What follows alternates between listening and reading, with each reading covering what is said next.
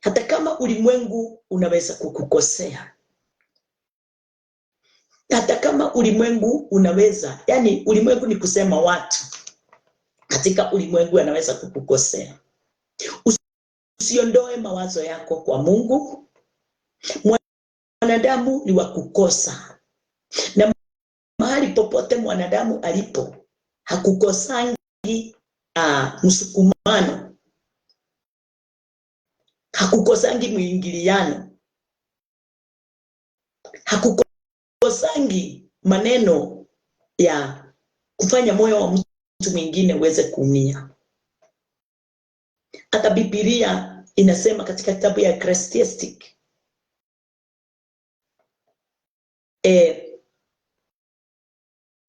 hata watumishi wa Mungu wale wakubwa kwa wadogo, hakuna aishi kama hatendi dhambi.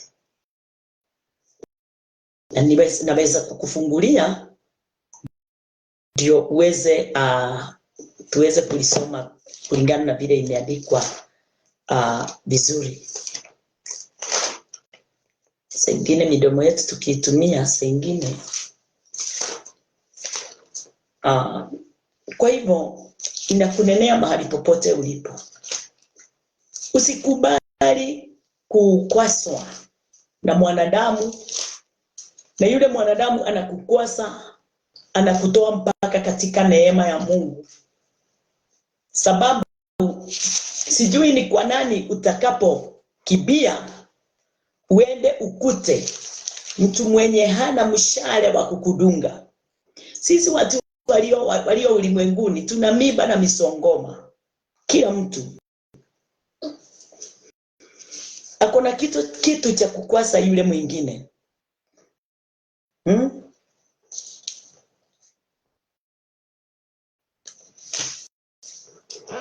Neno linasema ya kwamba Tivero katika kitabu ya Ecclesiastic ama Koherethu ama Mwalimu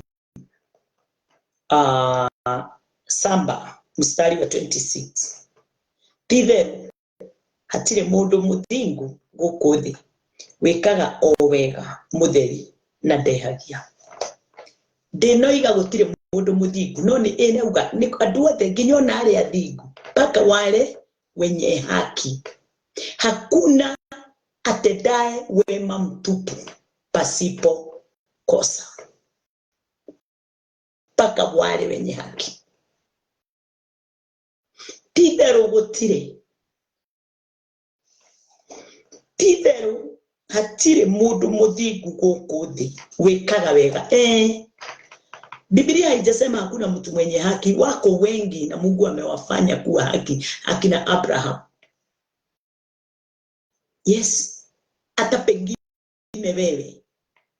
Lakini Biblia inasema ya kwamba sio ya kwamba ati kila wakati kwa sababu anaitwa mwenye haki anatenda mambo mazuri matupu. Wakati mwingine anajikuta katika kosa, katika makasiriko, katika kunena mambo inaweza udhi mtu mwingine. Si ati ya kwamba hata mimi siudhi, mimi naudhi. Najua naudhi, nikijua na nisipojua najua naudhi. Haleluya, Bwana asifiwe. Kwa hivyo wewe umeudhiwa, mwanadamu ndio amekuudhi, lakini si Bwana. Haufai kuchukua hatua yoyote ile. Unajiripisa kisasi na Mungu, unajiripisia kisasi na kanisa. Jua ya kwamba hata kama mwanadamu amekukataa, Baba hajakukataa. Baba Mungu wako hajakukataa. Usielekeze shinda yako kwa Mungu. Mwanadamu na mwanadamu ndio wanakosana, lakini hakuna wakati mtakosana na Mungu wewe. Mungu anakupenda. Mungu anakupenda sana. Paka wakati ule unaona kama hakufai, Mungu anakupenda sana. usiingize Mungu mahali popote mwanadamu anatenda. Wewe ni mtu Mungu anapenda sana. Bwana asifiwe. Kila wakati Mungu anakuwaza mawazo mema. Kila wakati Mungu anakufikiria katika mafikira yake. Na anasema ndani ya maandiko ya kwamba mawazo anayokuwaza nayo ni ya amani na ya upendo. Mungu ana hasira na wewe. Hata kama unapitia wapi, Mungu ana hasira na wewe. Mungu ana chuki na wewe. Na hakuna wakati Mungu atakuwa na chuki nawe. Sababu akifanya hivyo ama amekasirika nawe, atavunja neno lake lile la John 3:16. Alimtuma mwanae ndiye aonyeshane pendo lake kwetu. Na lile pendo halina mwisho. Lile pendo litaendelea na liendelee na liendelee mpaka mwisho. Kwa hivyo Mungu anakupenda sana. Hata kama kuna shinda, wewe tazama Mungu wako na usikubali kumwondokea. Anakupenda. Yeye tu ndiye mwenye kazi ya kuondoa hiyo hali ulio ndani yake ndani yako. Mwanadamu yeyote, mpaka mtoto umezaa, mzazi amekuzaa, anaweza kukukosea, anaweza kukukataa, lakini Bwana Mungu wetu Kristo hawezi kukataa wewe. Uwe namna gani, yeye anakufa na wewe. Bwana asifiwe. Wewe ndiye ulifanya aweze kukuja ulimwenguni huu, ndiye aonyeshe kazi yake kukupitia wewe. Na wewe wakati unaona kama anakuchukia ama unamuondokea kama vile unaondokea mwanadamu, ni kuonyesha ya kwamba Mungu na mwanadamu umewatoshanisha. Nafurahia sana kwa sababu kuna watu wako na moyo umejaa hekima. Moyo umejaa hekima kabisa ya kwamba hata anaweza kosana na watu 5 ndani ya kanisa, lakini yule mtu yu pale tu akiwa mwenyewe, ameachwa na marafiki wake wote, hawamuongeleshei, lakini yu pale ametulia. Huyo ni mtu ako anaelewa mwanadamu anaweza nifanya yote, anaweza nikataa. Kama Yesu angekataliwa ulimwenguni, aseme amerudi kwa Baba, sisi hatungepata ufalme, sisi hatungepokea msamaha wa dhambi. Lakini Bwana Kristo, hata kama tulimkataa, aliendelea tu na kutupenda. Aliendelea na kutupenda, mwishowe akatufia. Ndio sisi wote tupokee uzima wa milele, sisi wote pamoja. Bwana asifiwe. Mungu anakupenda. Usikubali kutoshanisha mambo ya watu na akili za watu, uweze kumtoshanisha Mungu na akili za watu. Akili za watu ni dogo sana. Akili za mwanadamu ni dogo. Usikubali kuitoshanisha na akili za Mungu. Akili za Mungu ziko pale zikulinde. Bwana yu pale akulinde. Bwana yu pale akuokoe katika hali yoyote ile ya inayokusumbua. So ninashukuru Bwana kwa wakati huu. Ninashukuru Bwana kwa sababu ya neema yake. Nashukuru Bwana kwa sababu mapenzi yake inaendelea. Yes. Nataka tuombe, na tukimaliza kuomba tutaweza kuingia katika nafasi yetu ya kufanya nini? Ya kulisoma neno. Acha tuombe. Bwana wetu Yesu Kristo, tunakushukuru na tunakuinua. Umejaa utukufu na nguvu, umejaa uzima. Wewe ni Mungu mwenye haki kwa mambo yote, mfalme wa ajabu. Wewe waweza kutenda yote. Asante kwa hii nafasi umetupatia ya kuneneana mmoja kwa mwingine na kutiana nguvu, kuelekezana mmoja kwa mwingine. Asante ni kwa sababu Bwana umetuhekimisha sana ndani ya maisha yetu, ndani ya mioyo yetu. Mawazo ya mioyo yetu Bwana imepokea neema kutoka kwako. Ndio kila mmoja wetu Bwana aweze kukaa katika nafasi yako. Kwa wingi wa utukufu wako, watu wako waweze kupokea kibali kikuu kulingana na vile upendavyo. Siku ya leo Bwana, na kushukuru Mfalme, nikijua ya kwamba mapenzi yako Bwana Jehova Jireh inafanyika kwetu. Uponyaji wako unafanyika kwetu. Upendo wako umo ndani yetu. Umetuokoa na yote yale yaliyokuwa yanayotupinga, ndio tusiweze kuona utakatifu ulio ndani yako. Lakini Bwana, pendo lako, kila kitu kutoka kwako tumekipokea, tumekipata. Kile chochote Bwana kinaweza kutusimamisha na kutupa nafasi ya kuishi tena. Pokea sifa. Umetuongoza na mwongozo wako ule umejaa nuru na utukufu. Pokea sifa Baba wetu, sababu yote yawezekana kwako.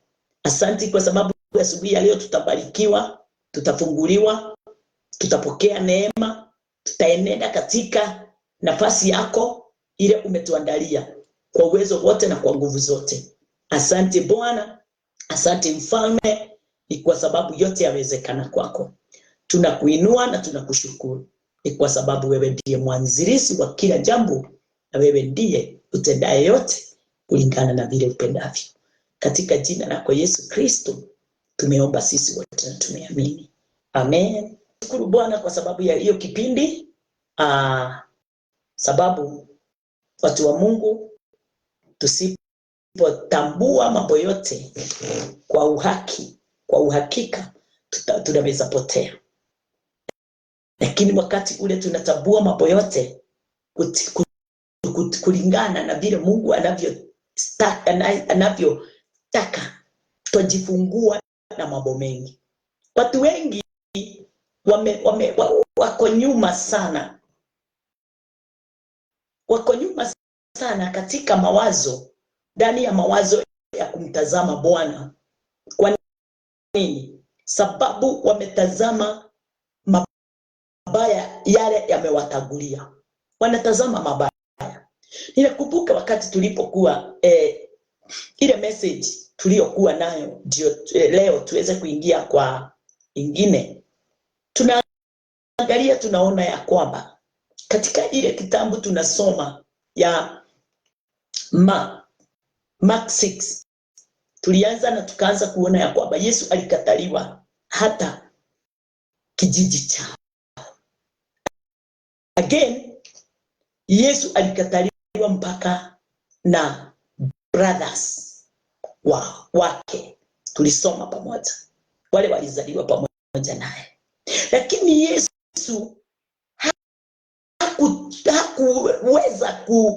hakukosa kutimiza yale yote yalikuwa ayatimize hapa ulimwenguni. Aliyatimiza yote. Hakutazama brothers wamenikataa. Hakutazama sisters wamenikataa. Hakutazama watu wa kijiji chao wanamuona kwa jicho kidogo sana na kumdharau na kumfanya moyo wake uwe na dhiki. Hakuyatazama hayo yote. Uamuzi wa Kristo ulikuwa ya kwamba nitaufia ulimwengu. Watu hao wanaonikataa nitasimama kwenye mwanya na niweze kuwaonyesha uwezo na nguvu na mamlaka inayotoka ndani yangu. Ile nimetumwa nayo na Baba ikuje nionyeshane. Yesu hakushindania. Yesu hakushindania na vile sisi tunavyo yani na vile mwanadamu anavyofanya. Yeye alisimama katika mwanya wa kumaliza kutekeleza kazi yake na kuimalizia na kutimiza yote kulingana na mapenzi yake, ile Bwana Mungu alikuwa anayohitaji. Wana watu wa Mungu, hapa si wakati wa kuangalia mambo yale tunayoangalia tunayaona, kwa sababu tukisema tutaangalia hayo, hakuna wakati tutaona mapenzi ya Mungu. Gutire hindi tukona wendo wa Ngai. Reke njarie Gikuyu. Turi thiini wa topic itu. Ngaugo hindi ria andu a Ngai tugacundiria maundu maitu na ritho riri ritu. Gutire hindi tugeka wendo wa Ngai.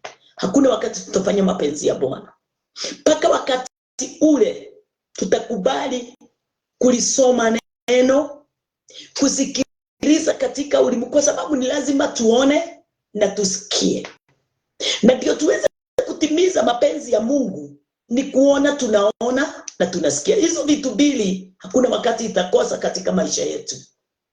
Na hakuna wakati itakosa kutenda kazi ndani yetu, kwa sababu hiyo ndio lango. Hiyo ndio lango letu mimi na wewe, kutambua na kuelewa na kujua ya kwamba Mungu yu pamoja nasi. Bwana asifiwe. Sababu twajua Mungu ako pamoja nasi wakati twasoma maandiko, wakati twasikia tukifundishwa. Bwana asifiwe. Kwa hivyo usichanganye mawazo ya mwanadamu na mawazo ya Mungu pamoja. Ukiyachanganya utachukia Mungu. Sababu mawazo ya mwanadamu haina uwezo wote, haina nguvu zote, na inawaza mabaya kila siku.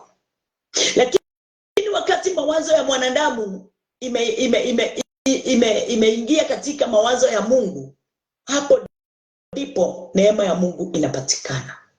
My dears, kama mwanadamu mwenzako amekukosea, awe pastor, awe bishop or archbishop, awe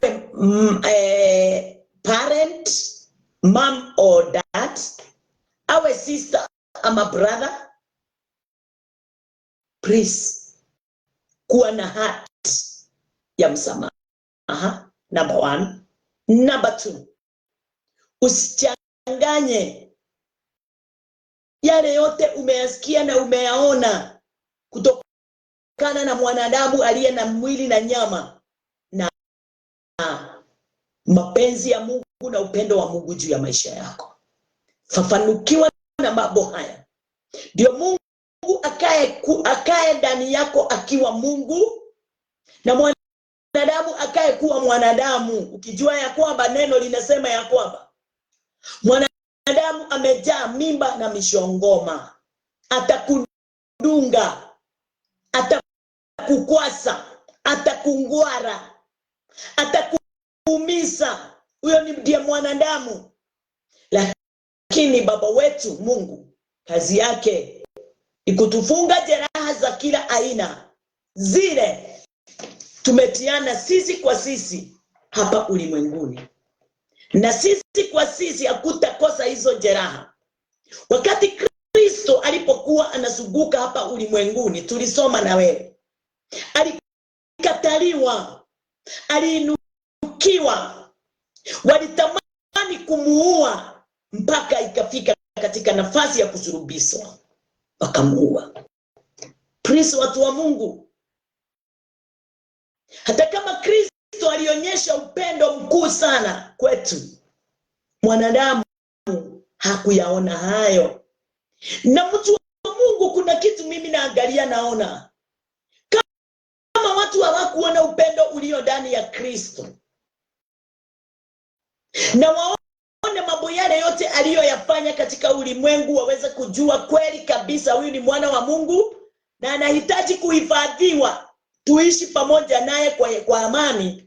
Uniambie, ni mwanadamu gani anaweza kukupatia kibali kile ukae katika maisha yake ukiwa na amani kupindukia?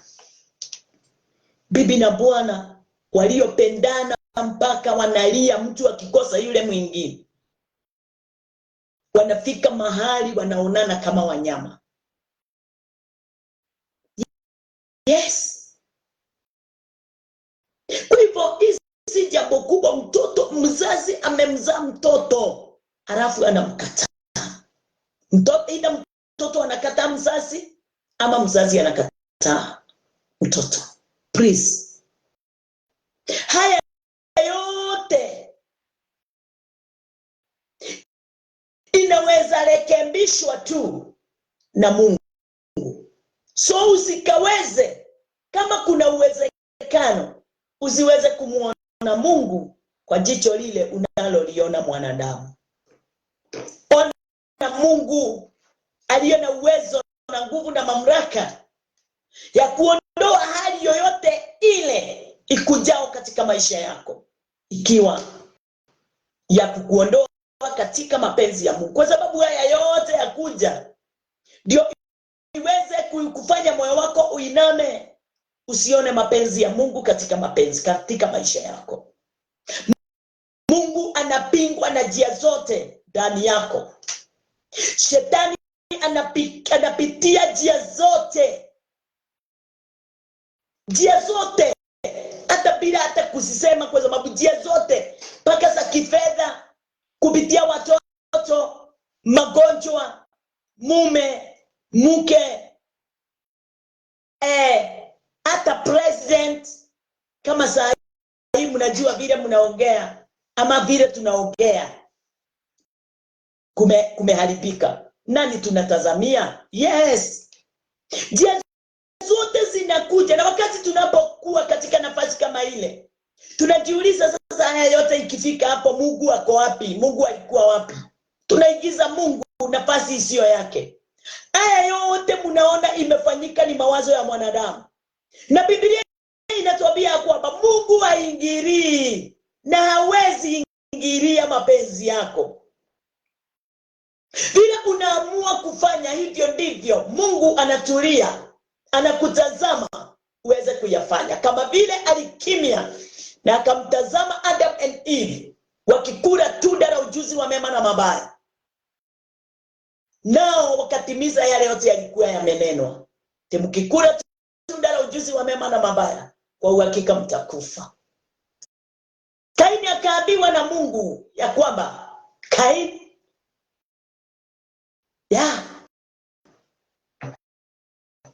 ubaya wa kugojea langoni, na ile jambo inahitajika uweze kufanya ni kushinda lile jaribu. Lakini Kaini alitazama Mungu, akamwelekeza misaada yote. Baada ya hayo akaua brother yake. My dears, Mungu hataingilia mapenzi yako. Mapenzi yako iwe mema iwe baya, Mungu anatulia, sababu alikupatia free will uweze kuchoose kile unachokihitaji, uweze kufanya yale unayohitaji. Na kwa njia gani? Amekupatia neno lake likuongoze, likusimamishe, likupe hekima, likupatie knowledge and understanding, ndio uweze ndani yake neno uweze kuyatimiza yale unaona ndio inafaa kutokana na mafundisho yale umesoma katika neno. Neno ni mwalimu wa kukuelekeza, wa kukufundisha. Bwana asifiwe. Na ndio niko hapa nami niweze kukujulisha hayo, ati ya kwamba yale yote unayoyahitaji katika maisha yako, ujue hautaweza wewe kujipa, lakini yeye ndiye apeanaye. Wakati unamwelekeza kidole na mishale na kumchukia na kuona kama ndiye amesababisha uweze kupitia katika mabaya yote unayoyapitia ama ugumu wote, na kuambia mtu wa Mungu, wafunga lango zako, wajifungia lango, wazuilia kuzuia mtiririko wako na yeye Mungu ukose kuwa sawa. So ni wakati wangu na wakati wako, tusitazamie mwanadamu na tabia zake na kazi zake baya tufanye kuondoka, itufanye tuondoke katika uso wa Bwana. Iweze kufanya sisi tuondoke katika mapenzi ya Mungu. Na wakati mwingine, wacha nikuambie mtu wa Mungu, wakati unapoondokea mapenzi ya Bwana, ama unaondoka ndani ya nyumba la Bwana, ama unaondoka katika hiyo neema, inaonyeshana haujakuwa mtu mzima. Kuwa mtu mzima ni kuamua na kuelewa. Wakati niliposikia sauti, nilisikia sauti namna hii, na hakuna sababu yoyote nilisikia ndani yangu ya kunifanya niweze kuondoka. Kwa hivyo hata saa hii nimekutana na hali ni ya muda tu, alafu iondoke. Usiondokee Mungu wako mahali pale amekupeleka. Usimuinukie kwa sababu watu wamekuinukia. Usimuone na jicho lingine tofauti na vile ulivyokuwa umemuona mwanzo, wakati ulipokuwa ndani ya amani na furaha ile ilikuongoza wakati ulikuwa unaokoka. Please my dears, Mungu ana ubaya na wewe, na kuna wakati atakuwa na ubaya na wewe. Mungu kuna wakati atafanya ugojeke, sababu Mungu alimtuma Kristo. Na wakati alipomtuma, alimtuma atuponye. Kwa hivyo hawezi mtuma akuje atuponye alafu yeye amtoke nyuma aanze kuleta magonjwa. Mungu hapendi mtu wa Mungu. Na hakuna wakati Mungu atakuchukia, sababu alimtuma mwanae John 3:16 aje atuletee, atuonyeshe na atufundishe, ndio tuweze kujua upendo ulio ndani yako mbamba hauwezi vunjwa na kitu chochote. Yesu akatumwa na amani ulimwenguni. Usikose amani useme ni Mungu amekunyima amani. Biblia katika kitabu ya John 14:27 inasema ya kwamba amani nimempa, amani ipitao amani ya ulimwengu. Kwa hivyo ni ulimwenguni umeiba amani yako. Amani yako inaweza kuwa imeibwa na mwanadamu mwenzako. Bwanako anaweza iba amani yako. Watoto wanaweza iba amani yako. Ugonjwa unaweza iba amani yako. Biashara, pesa inaweza iba amani yako. Usimuone Mungu katika hayo yote, sababu Mungu alimtuma mwanae aje ulimwenguni atuletee umoja, aje ulimwenguni atuletee amani, aje ulimwenguni atuletee, yani aweze kutufanya kuwa wakamilifu. Mungu hakutuma mwanae Kristo Yesu aje atutawanye. Alikuwa mtuma aje atufanye kuwa in one terms, in one fellowship. Bwana asifiwe. Na tufanyike kuwa one church in him, Christ. Joy ametumwa nayo. Wakati unaona nyumba inaleta mateso na shida, Mungu hayuko ndani ya hiyo mateso na hayuko ndani ya hiyo shida. Huyu Mungu kazi yake ni kutupa sisi njia ya kuelewa na kudumu katika amani yake kupitia imani, faith. Hali zikiinuka na njia yote, wewe kaa katika imani ya kwamba Mungu wangu ananiwaza mawazo mema, sio mabaya, ya kuniinua na kunibariki na kuniondoa katika hali yoyote. Na mtolea ushuhuda Mungu kwa ukweli na kwa haki ya kwamba hakuna wakati hata yule mtu mbaya namna gani, yule asemaye ni mbaya kupindukia, yule asemaye ni muuaji, yule asemaye ni mwizi, yule asemaye ni devil worshiper, yule asemaye ni Illuminati.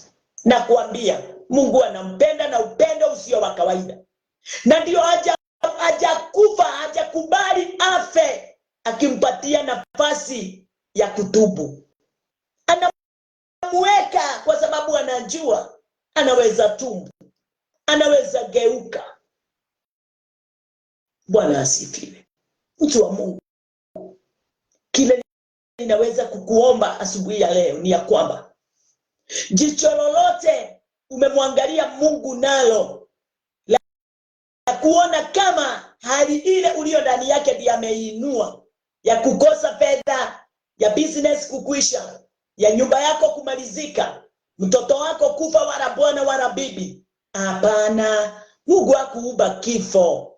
Mungu alizuia mwanadamu asife, na akamwambia Adam, usile tunda la ujuzi wa mema na mabaya, na wakati utakapokula utakufa. Kwa hivyo akamhatarisha mapema ndiye asife.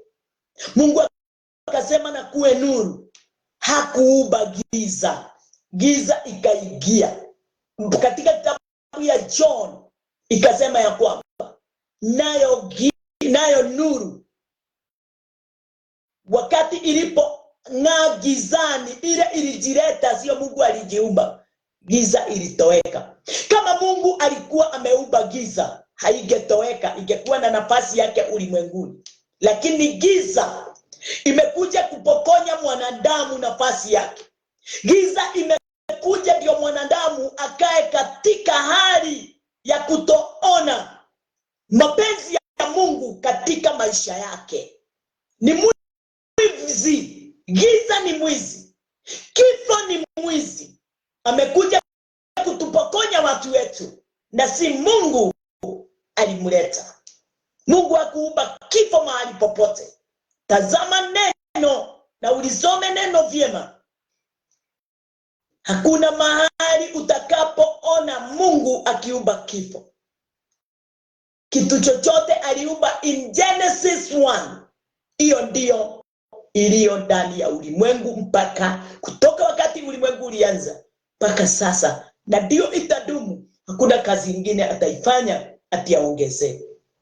Mungu hakuumba, nimekuambia, hakuumba kifo na hakuumba giza. Namba 2, hakumuumba Setani. Setani alijileta. Mungu aliumba mtu anayeitwa Lucifer, malaika mtamu na mzuri wakati wake, lakini yeye mwenyewe akajibadilisha, akafanyika kuwa Satan. Si Mungu alisema na kuwe na Satan? Genesis 1 hatuoni kitu kama hiyo, na 2. Kwa hivyo wakati unasema sasa Mungu ameshindwa, unaona kama Mungu ameshindwa na kumkomesha Satan katika maisha yako. Tukisoma na wewe Biblia tutaona nani anapatia Satan nafasi katika maisha yake, na tunampatia na njia gani, na njia ya mawazo yetu.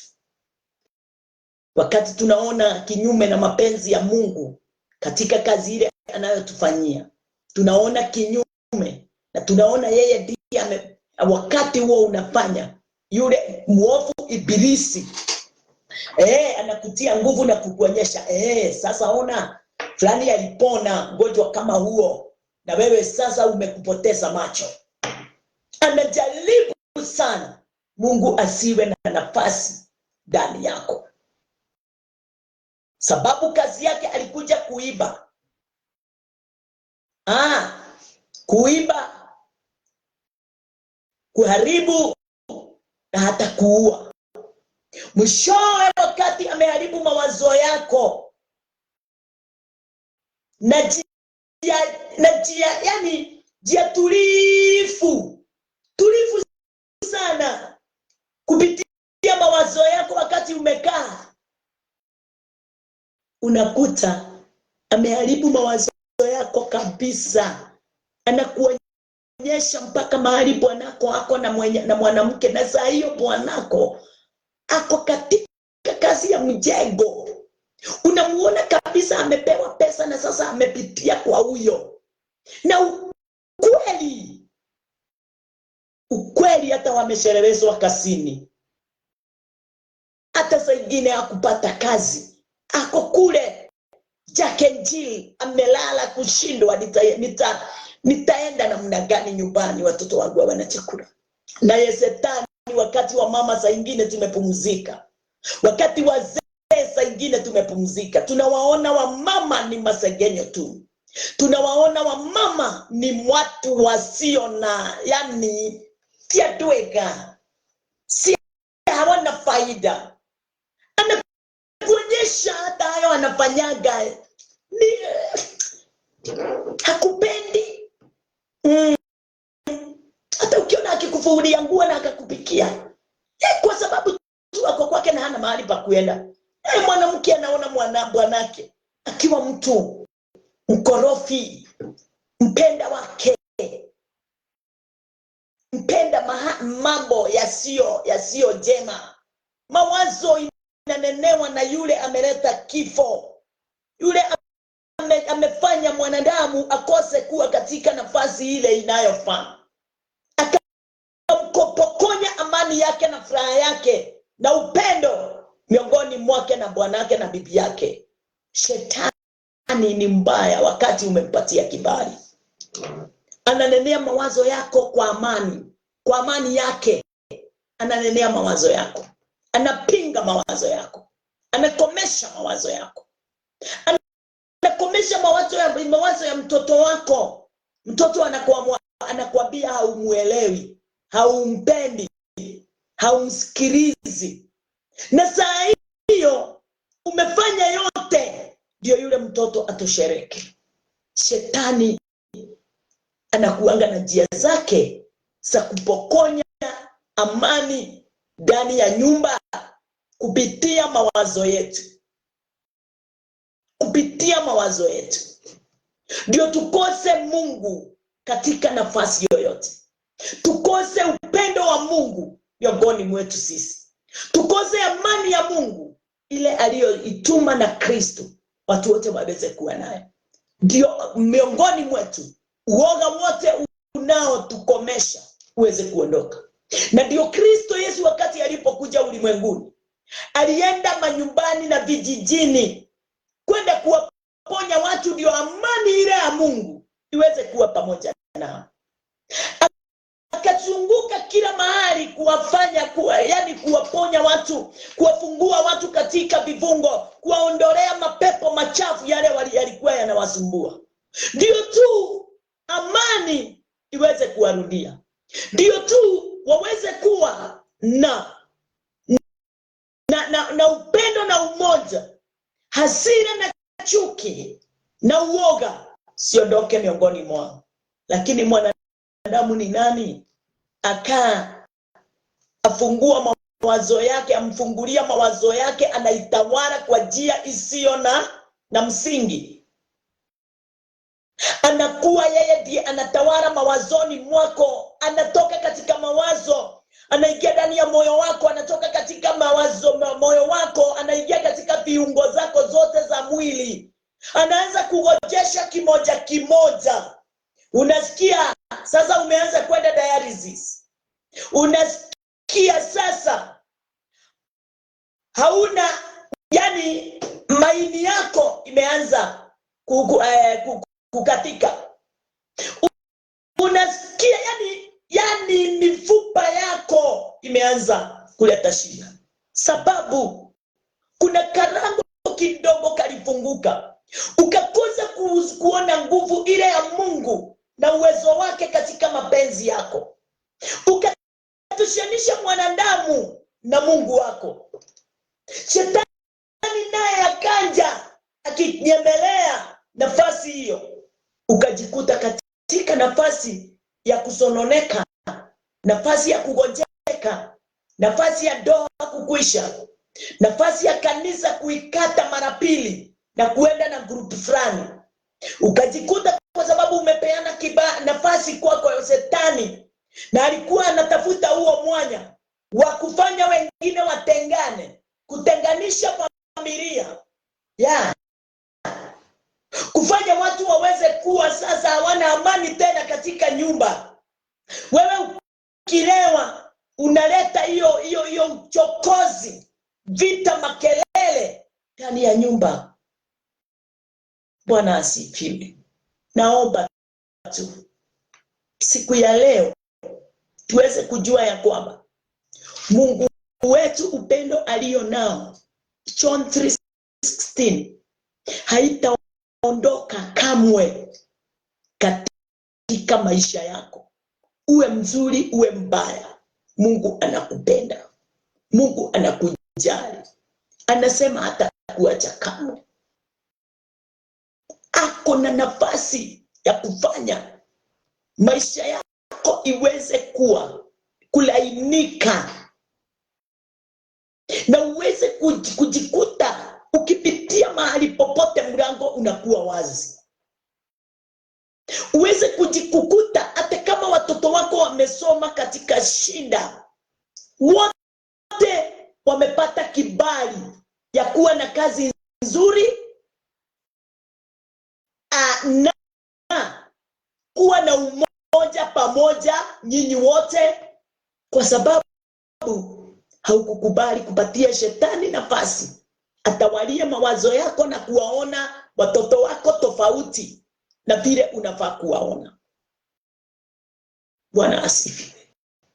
Usikubali kuongozwa na mwongozo wowote kinyume na mapenzi ya Mungu. Kubali tu kusikia ndani yako, moyoni mwako, ya kwamba wakati ninaposoma neno, huyo ndiye yule Mungu tunayeongea naye.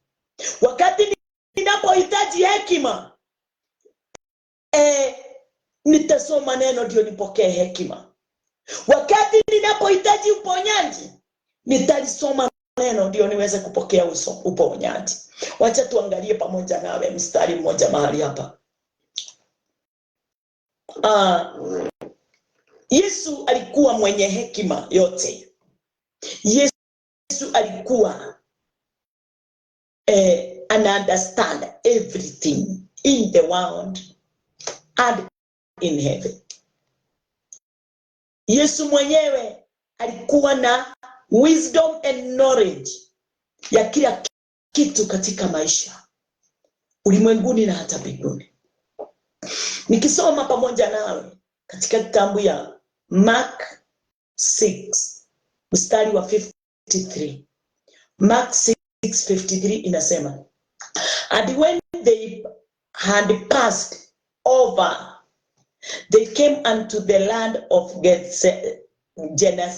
Gennesaret and drew to the shore. Hata walipokwisha kuvuka, walifika nchi ya Genezareti, wakatia nanga. Number 54. And when they were come out of the ship, straight away they knew him.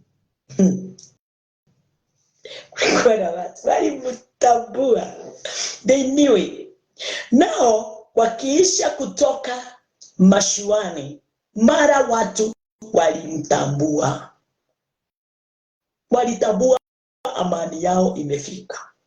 Walitambua uponyaji wao umefika. Walitambua nguvu zao, mamlaka yote, wisdom, knowledge, understanding, revelation amefika. 55. And ran through that whole region round about, and began to carry about in beds those that were sick where they heard he was. Ebu angalia. Hata hawakumuuliza kama leo utaponya. Hawakumuuliza. Wakati tu walimuona ameshuka kutoka mashuani, wakamtambua vyema ni yeye, walikimbia. By faith waliona Mungu amewafikia. Hawakumuona kwa njia ingine yoyote, waliona uponyaji, waliona msaada ndani yake. Watu wengi wanaona hata wakati wanafikiria juu ya Mungu, hata wakati wanabeba Biblia, wanasikia hata kuitupa, wanasikia I know. Sababu umemtosha. Hawa watu wa wakati huo kule Genezareti hawakutaka kujua namna gani, hawakutaka kujua kama hiyo siku anaponya ama haponyi. Wao kila walijua, tunahitaji amani yetu, tunahitaji uponyaji, tunahitaji umoja na upendo, tunahitaji haleluya, kuona watu wetu wote wamesimama tena. Bwana asifiwe. Ate Kiswahili. Wakaenda bio. Hata hawakuwa wanajua kama ameenda kukaa. Lakini walikuwa na wagonjwa, walikuwa na matatizo na mateso mengi, ilikuwa imewazunguka. Hawakumtazama na jicho lingine lolote, walimuona na jicho la uponyaji. Walimtazama na jicho la uponyaji, jicho la amani, jicho la upendo, jicho lake mwenyewe ndio walilifungua. Wakamuona, hawakunena kitu, walikimbia wote. Wakafanya nini? Wakaenenda bio, wakizunguka nchi ile yote. Wakaanza kuwachukua vitandani walio hawawezi kwenda kila mahali. Waliposikia kwamba yupo, wengine hata hawakuwa wanajua ni nani, lakini kwa sababu watu wameanza kuchukua wagonjwa wale hawana nafasi ya kutembea, wale walio na mateso na sinda, shetani amewakamata, wamepokonywa amani yao, wamepokonywa afya yao, wamepokonywa furaha yao, wamepokonywa upendo na haki miongoni mwao. Waliwachukua wote na kuwaleta.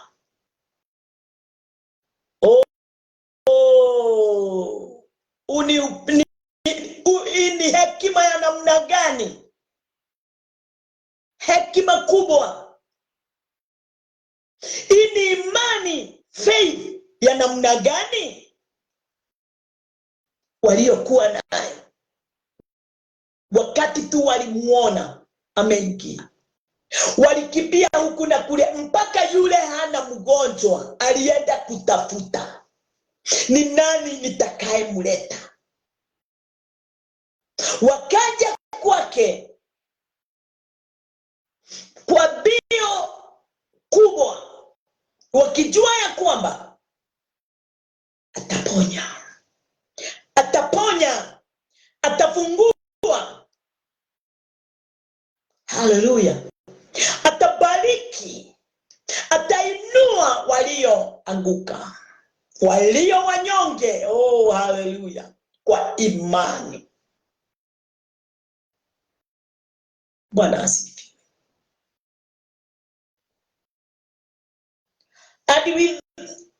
And whithersoever he entered into village or cities or country, they laid the sick in the streets and besought him that they might touch, if it were but the border of his garment. And as many as touched him were made whole. Watu hao hata hawakuwa wamefundishwa kama vile watu wa Mungu mmefundishwa na mkafundishika. Thank you, Daniel. Pastor Daniel. Pastor Godfrey. Thank you. Watu hawa, Kiswahili inasema, na kila alikokwenda akiingia vijijini au mijini au mashambani, wakawaweka wagonjwa sokoni. Wagonjwa waliwekwa sokoni kama biashara, kama mizigo. Walitandikwa kando za barabara. Ndio wakati tu Yesu anapopita, kwa imani wakawaaminia. Gai, wengine hata wanabebwa na vitu zile walikuwa wanabebwa nazo, pasipo kujua wanapelekwa wapi. Lakini kwa imani ya walio wabeba. Na sisi tumeshindwa kuaminia watu wetu wokovu. Tumeshindwa kuaminia watu wetu kuachana na hali zingine na mambo mengine. Badala ya hayo yote tuna criticize, tunawachukia, tunanena zao baya, tunawarushia misale ya kukaa na kuishi katika hali isiyo nzuri.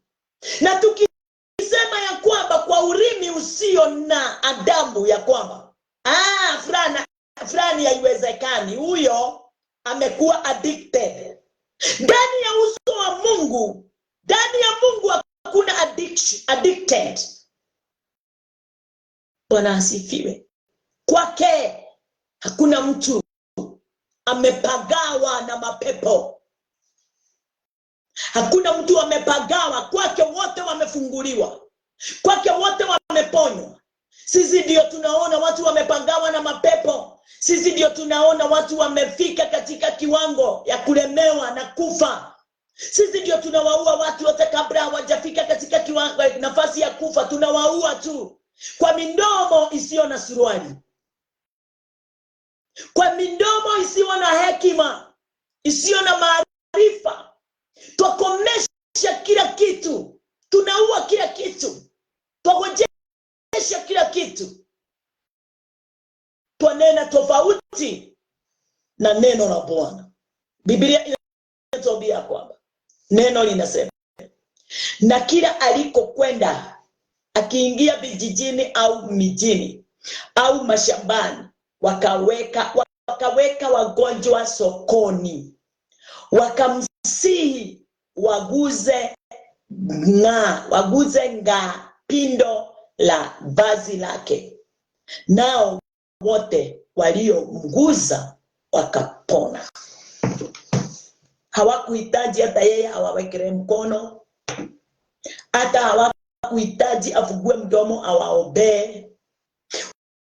Waliomba tu angarau waguze kipinde cha nguo yake. Watu wa Mungu, kipinde cha nguo yake siku ya leo ni kuliamini neno lile unalolisikia. Kuwekwa sokoni na kuwekwa pale ndio uweze kivuli chake kikuguze.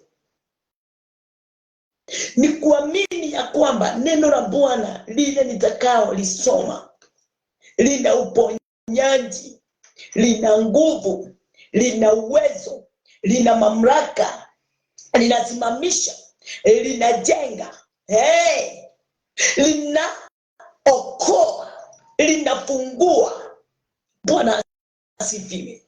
Ati wakati litakapoingia ndani yangu, ni uzima umeingia ndani yangu, ni Mungu ameingia ndani yangu. Haleluya. Ni uwezo ameingia ndani yangu. So hakuna jambo halitawezekana kwangu kwa sababu nimeamini neno lake. Waliamini mpaka wakawatandika kama soko, kama vile watu wanaoweka mandizi, maavocados, viazi, maharagwe, vitunguu, boga, sukuma, nyuma, vile zinawekangwa kila kitu na nini yake, hivyo ndivyo wagonjwa walifunga biashara ya chakula, wakaweka biashara ya uponyaji kwa imani. Wakamheshimu na kumwonyesha ya kwamba twatambua wewe ni Mungu, wewe ni Emmanuel, Mungu pamoja nasi, wewe ndiye nguvu zetu. Tumejaribu kwa waganga, kwa washawi, tumejaribu kwa matibabu wote, lakini twatambua wewe tu. Ndio nimekwambia, usitoshanishe Mungu wako hata kama watu wamekukosea namna gani. Hata kama mtu amekutukana akikulinganishia na pasta wako na kanisa lenu, na ukaona kama ni ukweli, na kuambia mtu wa Mungu, usifikirie, usikubali mawazo yako, ipokee hiyo jambo ikiwa kweli. Usikubali, wewe ndio utakana, wewe ndio utapinga. Jambo lolote linakuja likiwa limejificha, liweze kukuonyesha ukweli wowote, utaweza kuleta matengano, matatizo, magonjwa, kuinama kwa mwili, kwa moyo. Usikubali mtu wa Mungu. Kristo yu pale.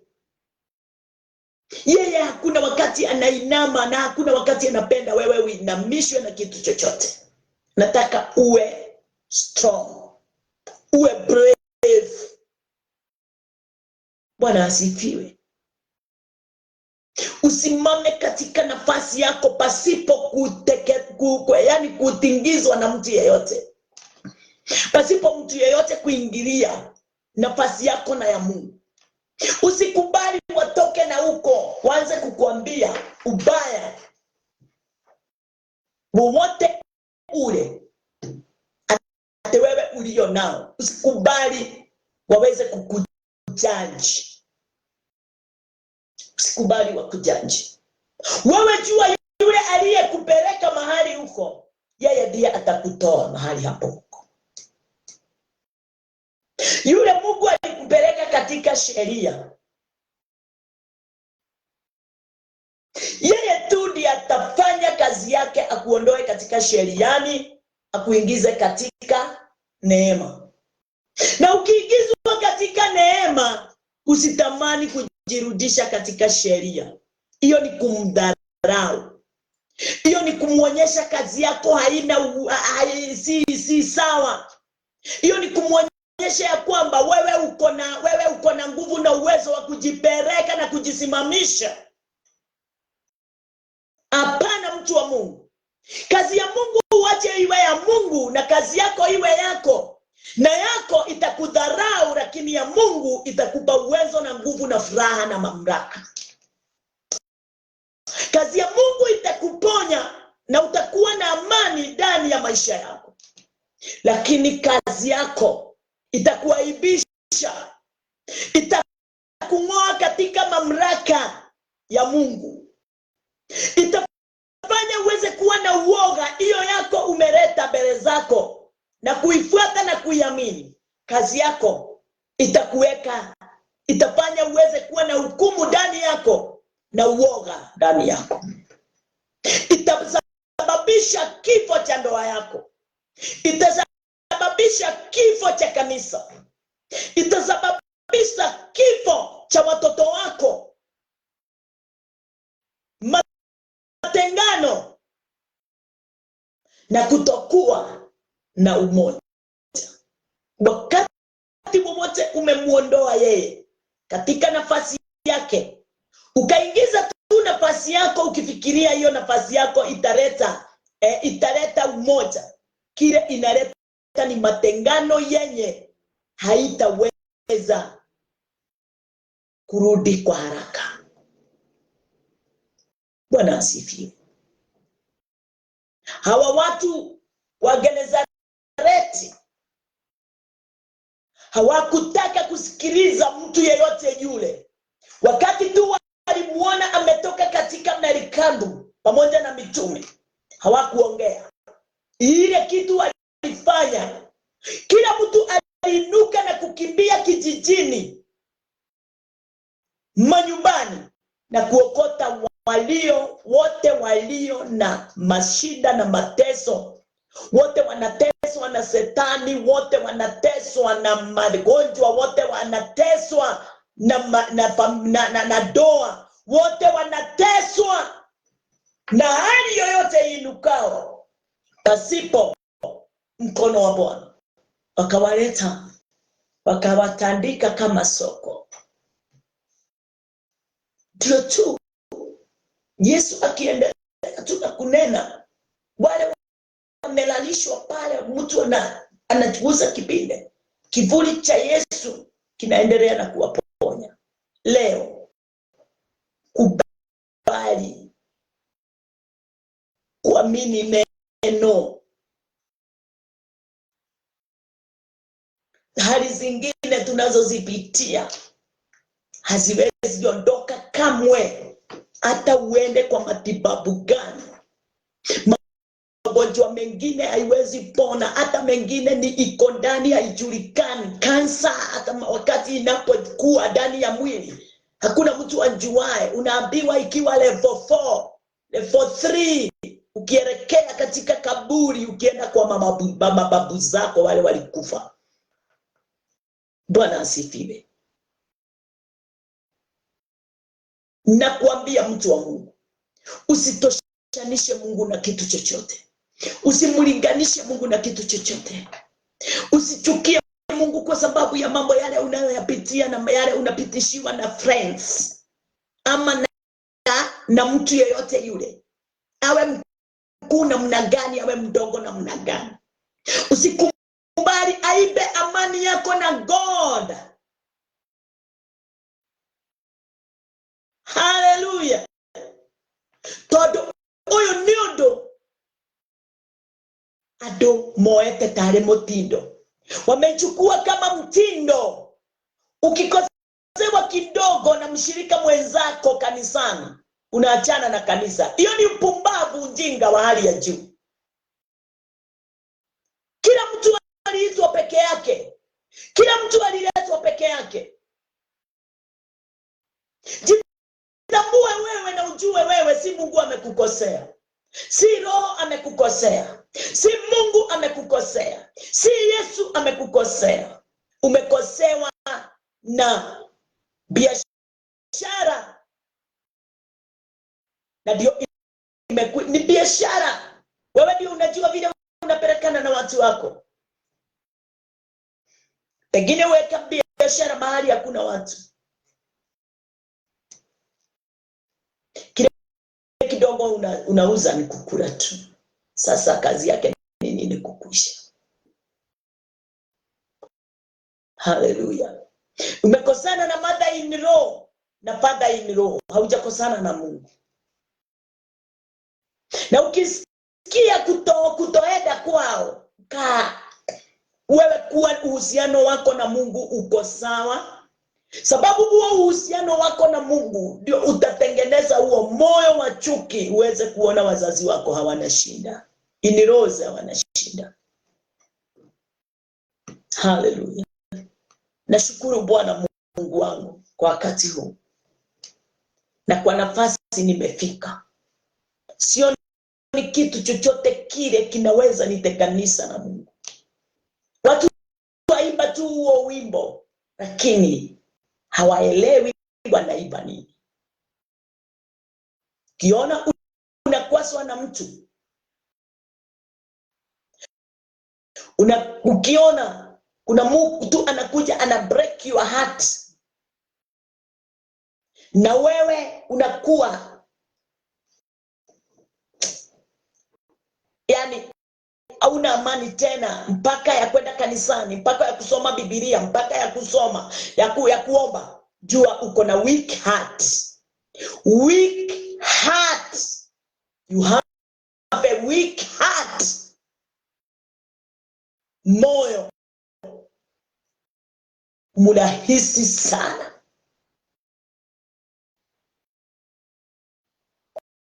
Hallelujah. Na ndio unapitia hapo ndio uwe na strong heart.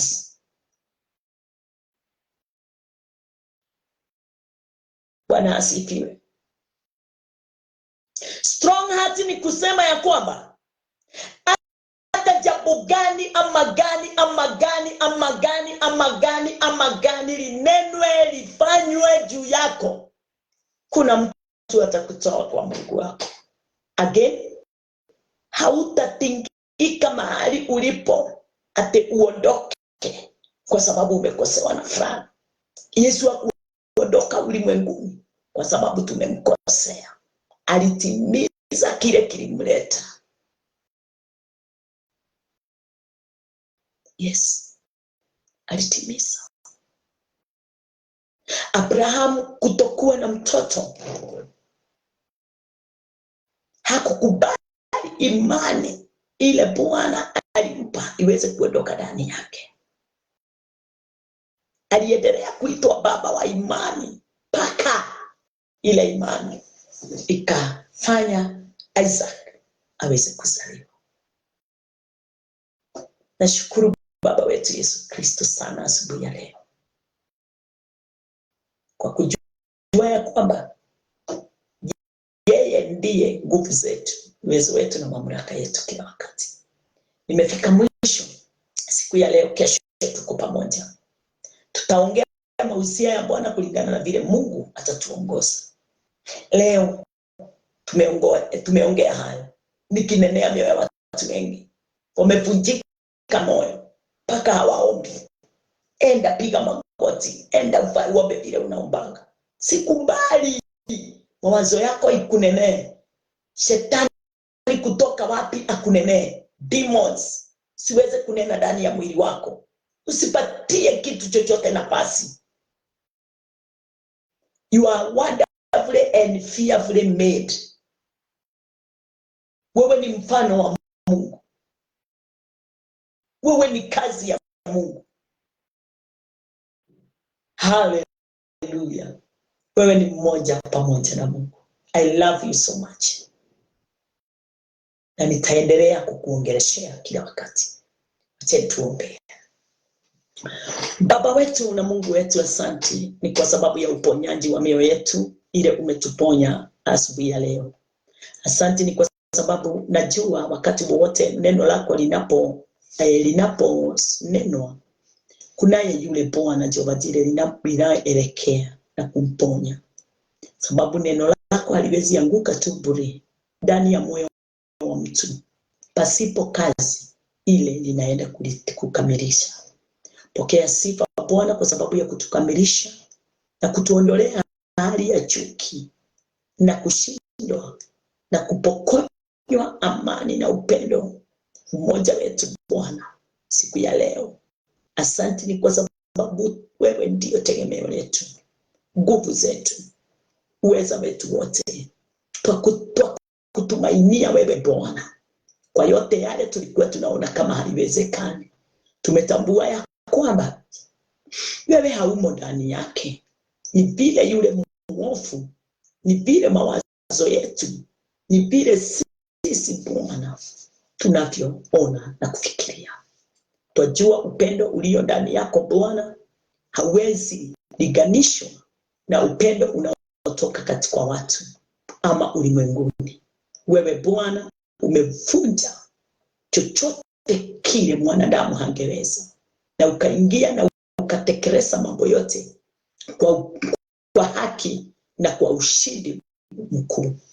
Pokea sifa kwa sababu watu hawa mbele zako wameponywa, wamefunguliwa, wameamini ya kwamba wewe Mungu hakuna wakati unaoacha ama hakuna wakati unawatakia mabaya. Wewe unatutakia tu amani na uwezo wote na nguvu. Pokea sifa Mungu wetu. Asante ni kwa sababu yale yote yatafanyika siku ya leo kwao. Bwana, wacha waweze kuwa na nguvu na mamlaka na msingi ulio ndani yao usitingike kamwe. Wasimame katika amani, imani, nayo imani ile itawainua waweze kukanyanga hali yoyote ile imewasukuma, ilikuwa inawasukuma iwatoe nje. Si tutakaa ndani yako Kristo na tutafurahia mambo yote tutashangilia. Katika jina la Yesu Kristo tumeomba sisi wote na tumeamini. Amen.